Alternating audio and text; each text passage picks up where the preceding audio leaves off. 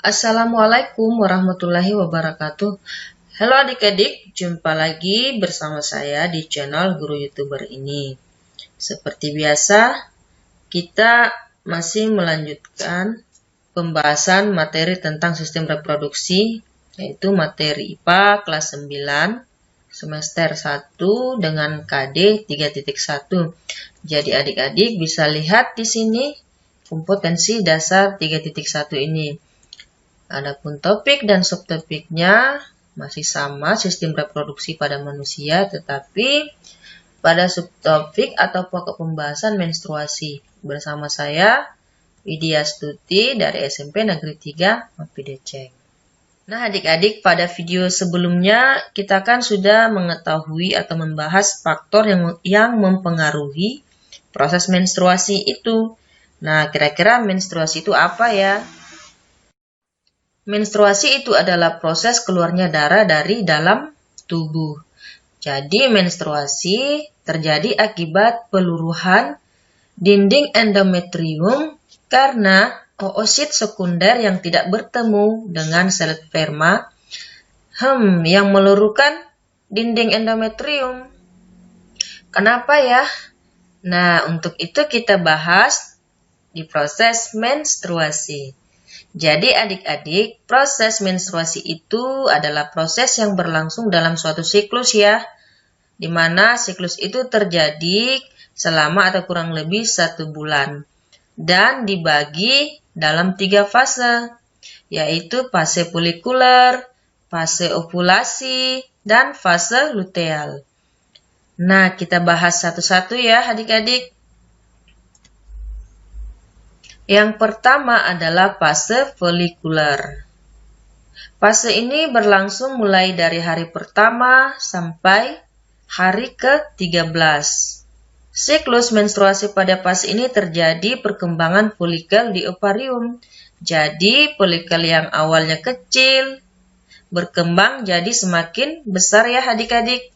Nah, perkembangan folikel ini dipacu oleh hormon FSH yang dihasilkan oleh kelenjar pituitary yang terdapat di otak. Folikel yang berkembang tadi itu juga menghasilkan hormon, yaitu hormon estrogen.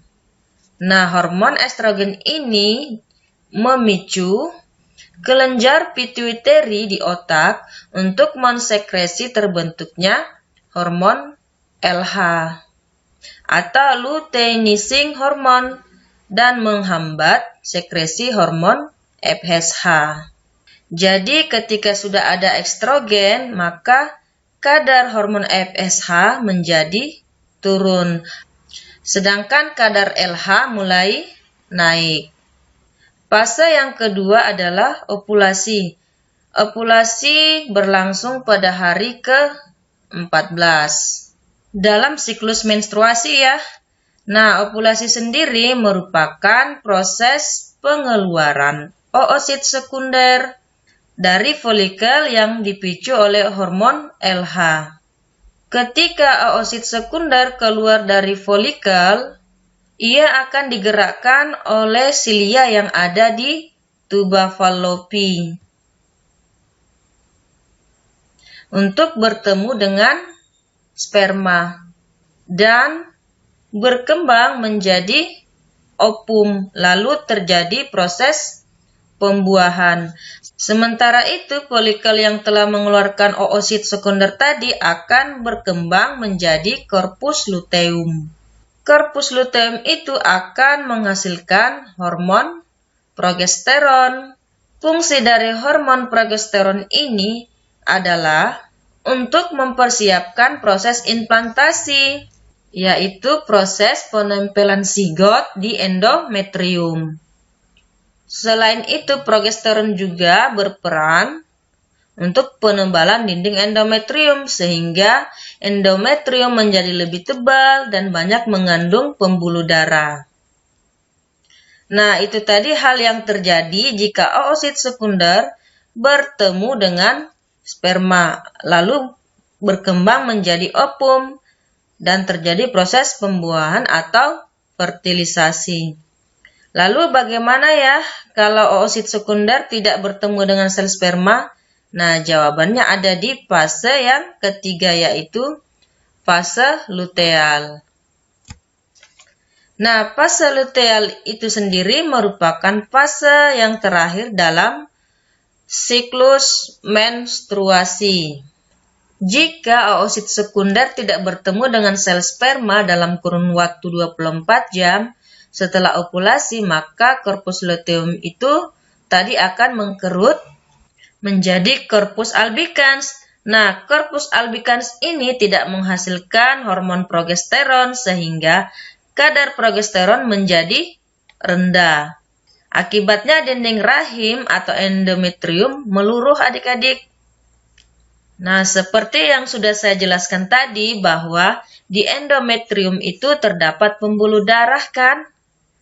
Jadi, pembuluh darah pada endometrium juga ikut meluruh sehingga keluarlah darah.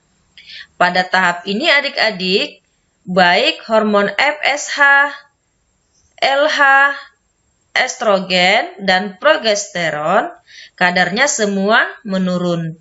Proses ini yang dinamakan dengan menstruasi. Nah, itu tadi pembahasan kita mengenai proses menstruasi.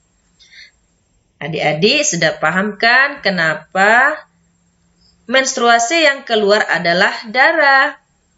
Iya, karena endometrium yang meluruh itu mengandung pembuluh darah ya adik-adik. Nah, jika oosit sekunder bertemu dengan sperma, maka oosit sekunder akan berkembang menjadi ovum dan terjadi proses pembuahan atau fertilisasi. Memang seperti apa ya proses fertilisasi itu? Cek video selanjutnya. Sampai jumpa lagi. Wassalamualaikum warahmatullahi wabarakatuh.